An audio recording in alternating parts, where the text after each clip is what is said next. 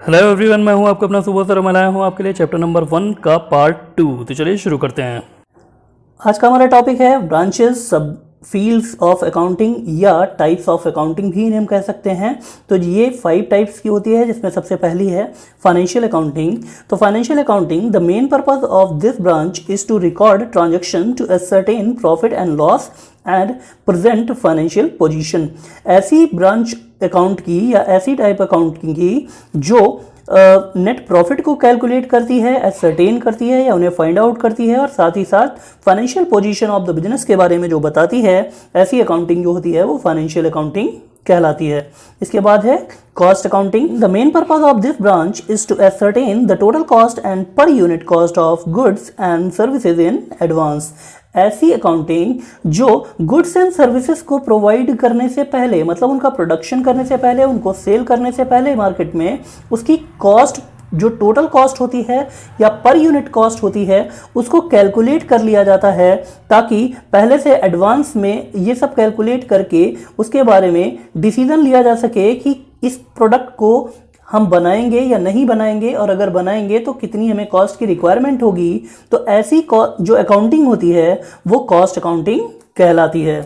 Third है management accounting. The main purpose of this accounting is to present the accounting information in such a way as to assist the management in planning and controlling the operation of business. मतलब एक ऐसी accounting जो management को assist करने के लिए specially की जाती है, जिससे मैनेजमेंट जो है वो प्लानिंग कर सके, कंट्रोलिंग कर सके बिजनेस ऑपरेशंस का, और बिजनेस को इफेक्टिवली तरीके से ऑपरेट कर सके। तो इस पर्पस को फुलफिल करने के लिए जो अकाउंटिंग मेंटेन की जाती है वो मैनेजमेंट अकाउंटिंग कहलाती है।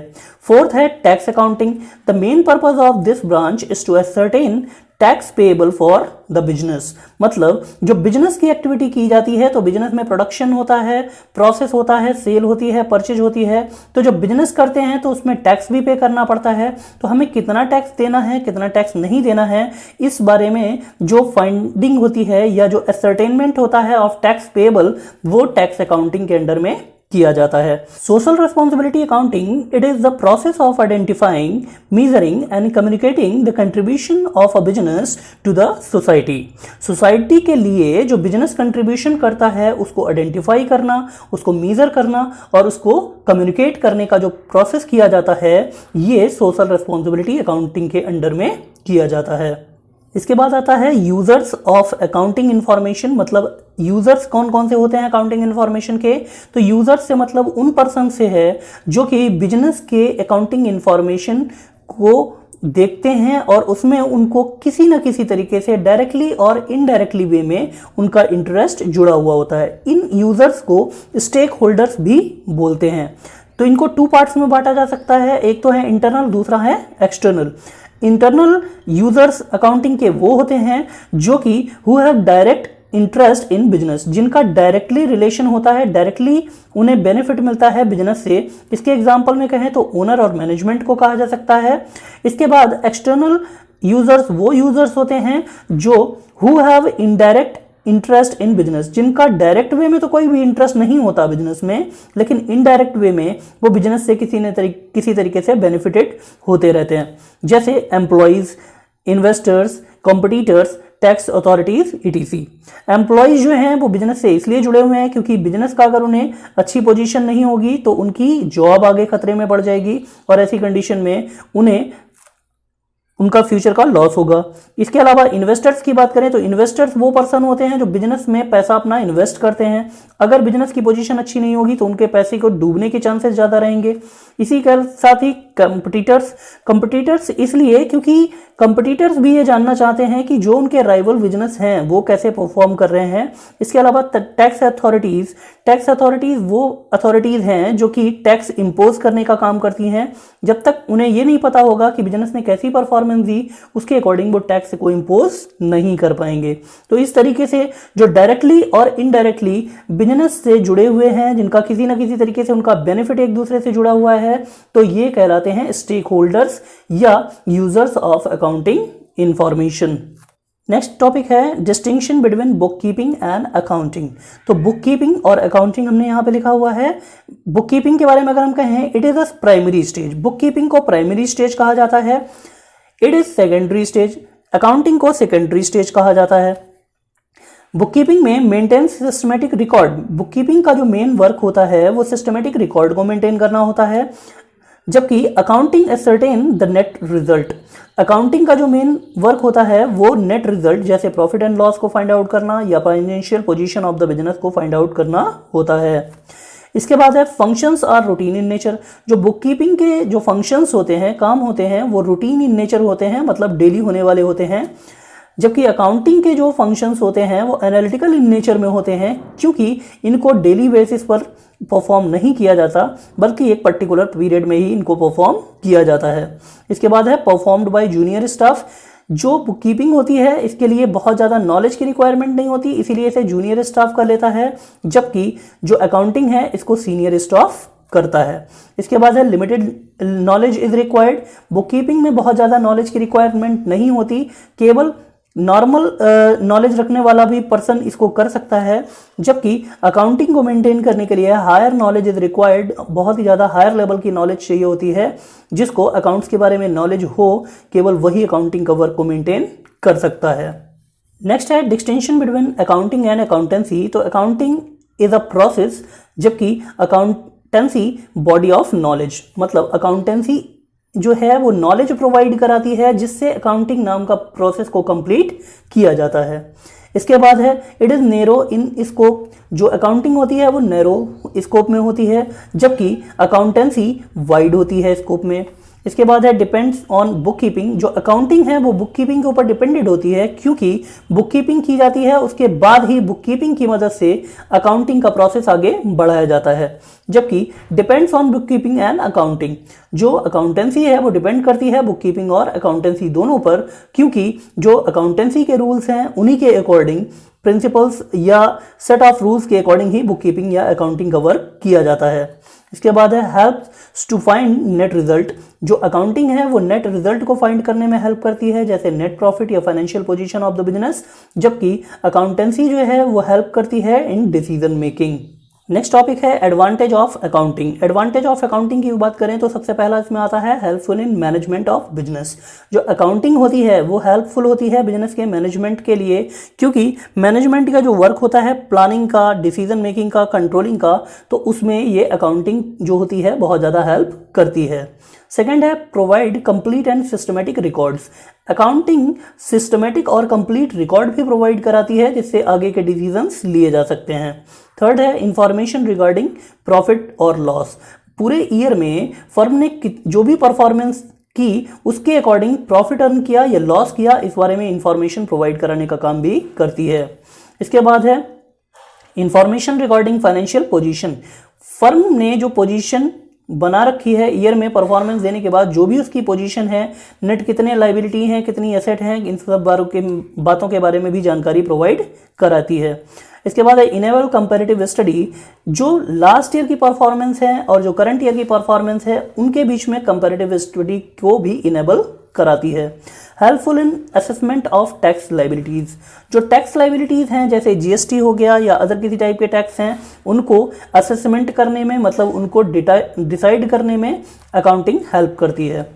Evidence in legal matters. बहुत सारे लीगल मैटर्स होते हैं, जैसे कोर्ट केस हो जाते हैं जो कि फर्म से रिलेटेड होते हैं, जिसके ट्रांजैक्शन से रिलेटेड, तो उनमें भी लीगल मैटर्स में हेल्प करने का काम करती है एज अ एविडेंस, क्योंकि अगर सही तरीके से अकाउंट्स को मेंटेन किया जाता है तो उन्हें as a legal matter evidence use किया जा सकता है।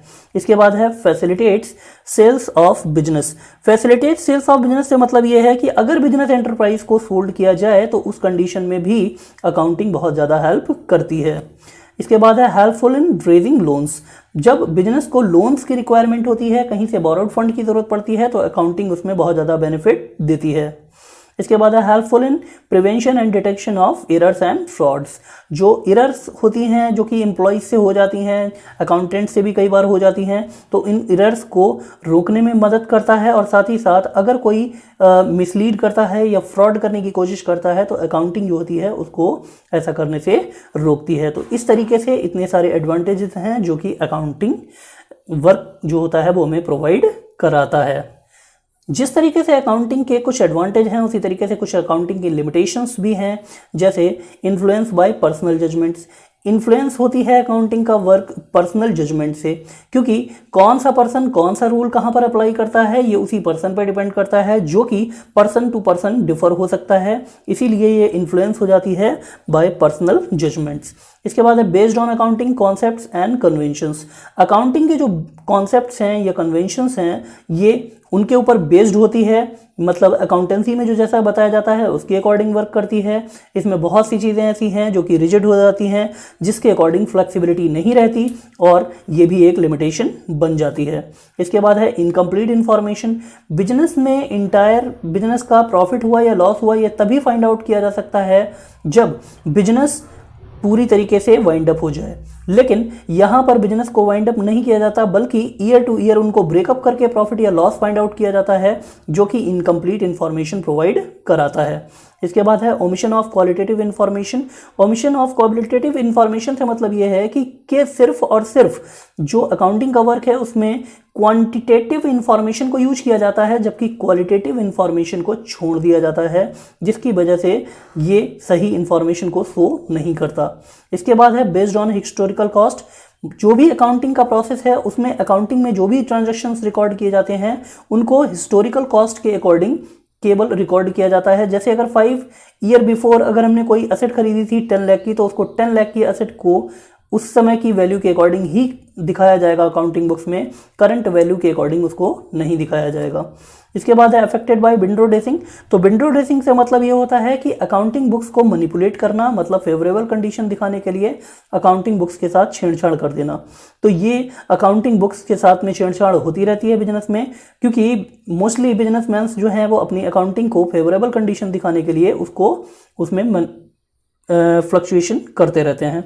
तो ये अफेक्टेड बाय विंडो ड्रेसिंग हो जाती है। Unsuitable for forecasting. जो इतनी सारी ऊपर से लिमिटेशंस हैं जिनकी वजह से ये अनसुटेबल हो जाती है फॉरकास्टिंग के लिए, मतलब अकाउंटिंग के बेस के ऊपर रहकर किसी भी तरीके की भविष्यवाणी नहीं की जा सकती। नेक्स्ट आता है क्वालिटेटिव कैरेक्टरिस्टिक्स या एट्रीब्यूट्स या फीचर्स ऑफ अकाउंटिंग इन्फॉर्मेशन। तो अकाउंटिंग इन्फॉर्मेशन में 4 फीचर्स होते हैं, जिनमें पहला है reliability. Accounting information must B factual and verifiable so that it can be verified whenever is required. जो अकाउंटिंग इन्फॉर्मेशन है उसको फैक्चुअल और वेरीफाइबल होना जरूरी होता है, ताकि जब भी जरूरत पड़े तो उसे वेरीफाई किया जा सके। वेरीफाई करने के लिए उसे सोर्स डॉक्यूमेंट से किसी भी ट्रांजैक्शन को वेरीफाई किया जा सकता है। सेकंड है रिलेवेंस। रिलेवेंस से मतलब यह है accounting information must be relevant to objective of enterprise. जो अकाउंटिंग इन्फॉर्मेशन है वो रिलेवेंट होनी चाहिए ऑब्जेक्टिव ऑफ एंटरप्राइज के साथ में। Unnecessary and irrelevant information should not be included in financial statements। ऐसी इंफॉर्मेशन जो कि नेसेसरी नहीं है या रिलेवेंट नहीं है, जो बिजनेस के ऑब्जेक्टिव से रिलेटेड नहीं है, ऐसी इंफॉर्मेशन को फाइनेंशियल स्टेटमेंट में शो नहीं करना चाहिए। अगला है अंडरस्टैंडेबिलिटी। अंडरस्टैंडेबिलिटी से मतलब यह है accounting information should be presented in such a simple and logical manner that they are understood easily by their users. जो अकाउंटिंग इंफॉर्मेशन के यूजर्स हैं, ये उनके स्टेक होल्डर्स हैं, वो इसको आसानी से समझ सकें, इस तरीके से अकाउंटिंग इंफॉर्मेशन को प्रेजेंट किया जाना चाहिए। अगला है कंपैरेबिलिटी। कंपैरेबिलिटी से मतलब यह है financial statement should contain the figure of previous year along with current year so that the current performance can be compared with the past performance. मतलब उसमें कंपैरेबिलिटी का भी फीचर होना चाहिए, ताकि इसी फीचर को देखते हुए इसमें जो फाइनेंशियल स्टेटमेंट्स हैं उनमें करंट ईयर की इंफॉर्मेशन के साथ साथ प्रीवियस ईयर की भी इंफॉर्मेशन दिखाई जानी चाहिए, ताकि अगर हम चाहें तो प्रीवियस ईयर के साथ करंट ईयर की कंपैरिजन कर सकें। मतलब इन सब चीज़ों को इनेबल कराती हो। अगला टॉपिक है role of accounting. Role of accounting का मतलब यह है कि अकाउंटिंग कौन कौन से रोल प्ले करती है। तो सबसे पहला है role of a language. Role of a language से मतलब यह है कि अकाउंटिंग को लैंग्वेज ऑफ बिजनेस के रूप में भी देखा जाता है। इसके बाद है रोल ऑफ हिस्टोरिकल रिकॉर्ड। जो हिस्टोरिकल रिकॉर्ड मतलब जो पहले से ट्रांजैक्शंस हो चुके हैं उनको रिकॉर्ड करने की भी भूमिका निभाता है। इसके बाद है determining the net profit, net profit को फाइंड आउट करने में हेल्प करता है, मतलब भूमिका निभाता है। इसके बाद है determining the financial position, firm में जो परफॉर्मेंस दी उसके according financial position of the business क्या हुई at the end of accounting period, इसको फाइंड आउट करता है। रोल ऑफ इंफॉर्मेशन सिस्टम, मतलब ये इंफॉर्मेशन सिस्टम के रूप में भी काम करता है, क्योंकि ये डिफरेंट डिफरेंट टाइप की जैसी भी इंफॉर्मेशन रिक्वायर्ड हो उस तरीके की इंफॉर्मेशन को ये प्रोवाइड अकाउंटिंग से रिलेटेड करा देता है। इसके बाद है role of service provider, service provider इसको इसलिए बोलते हैं क्योंकि ये अकाउंटिंग जो यूजर्स होते हैं उनको रिलेवेंट इंफॉर्मेशन को कन्वे करने का काम भी करता है। अगर वीडियो पसंद आया तो लाइक कीजिए, सब्सक्राइब कीजिए, शेयर कीजिए। मिलते हैं नेक्स्ट वीडियो में, तब तक के लिए गुड बाय।